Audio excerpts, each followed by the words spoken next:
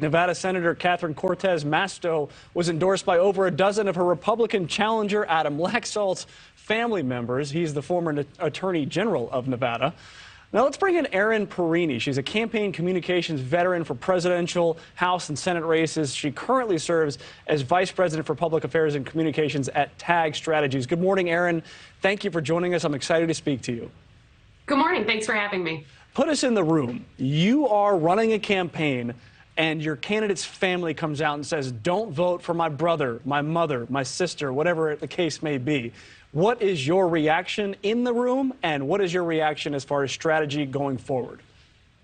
The reaction in the room, I would say, is probably nominal. This is not a five-alarm fire for a campaign. This is not something that is going to probably tank any particular candidate, but you want to have a measured and appropriate response. Adam Laxalt's team did a really nice job in their response. They kept it short and precise, saying that most of these family members are Democrats. They don't live in the state. They think Nevada's on the right track, and I disagree. That's why I'm running. And then he tied it back into rising inflation, rising costs, the border, important issues for people in that election. And it was very nicely tied up. This is more of a distraction technique than it is a devastating blow to any campaign. So he's able to get around it and still stay on message. That's what it sounds like is the key there. Obviously, campaigns, you want to stay on message, right?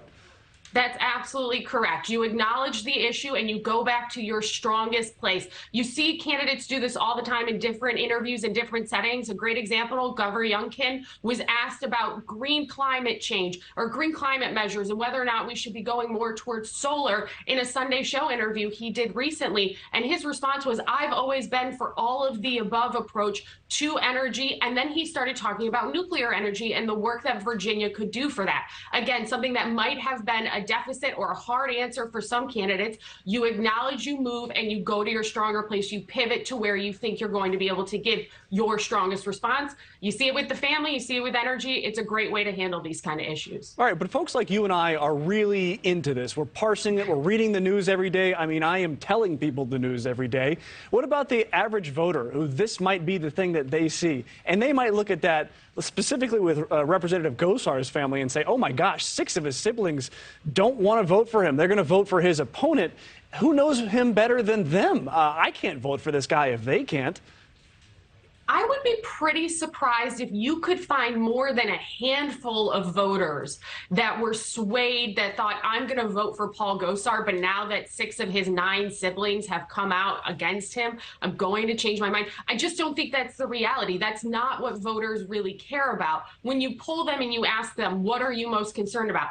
It's the economy, it's inflation, it's crime, it's gas prices, it's groceries, it's the day-to-day issues, not whether or not their sibling squabbles. And I can tell you this much, everybody personally in some way or another can understand family dynamics are tough. People have different sides. I can't tell you, how many times are you told at Thanksgiving, don't talk politics, right? It is a heated issue for people. This is just another instance of that. It's really not something in this instance that's more than likely going to sway maybe a handful of voters, nothing catastrophic. Yeah, well, the elections are always in early November, so man, Thanksgiving going to be really awkward in some of those households.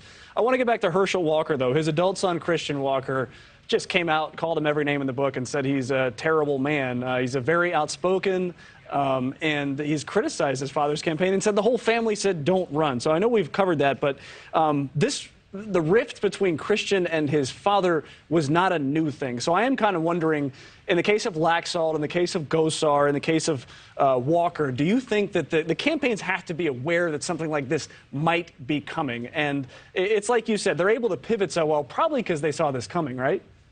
Absolutely. When a candidate starts to run in the very early process, any good general consultant or campaign manager will do a full opposition research on your own candidate. You want to know where every skeleton is. And as a communicator, I want to know the truth. I want to know the reality so I can best protect your equities as a candidate. Now, here also in that Georgia race specifically, it's not just Walker who's got family issues. Senator Raphael Warnock has huge family issues as well with police footage of his ex-wife. So almost those kind of negate each other, because when you look at it, family issues exist on both sides of that race, and nobody's really talking about, when they're talking about the current stuff with Walker, the prior stuff with Warnock. And you have noticed that Raphael Warnock has not dug into those family issues when he is campaigning. He is kind of staying away from it. People in glass houses, right? The two aren't equal. What they've been accused of, they're not equal. But they are playing it equally on this campaign trail, at least. That is Erin Perrine, campaign strategist. That was so fascinating. Thank you very much for joining us on Morning in America. Thanks for having me. Ooh, families are complicated, right? So complicated. None of us are immune to that. There's love there, but you know what they say. You can't pick your family members, and sometimes you're stuck with some folks you end up not liking. It can get messy. I'm hoping that we get to some more issues tonight, right? This is an important one, obviously, abortion, but there's a lot more on the table, and that debate tonight on NewsNation, so don't miss that. Thank you for watching. Go to newsnationnow.com to find NewsNation on your television provider, and don't forget to click the red subscribe button below to get more of NewsNation's fact-driven, unbiased coverage.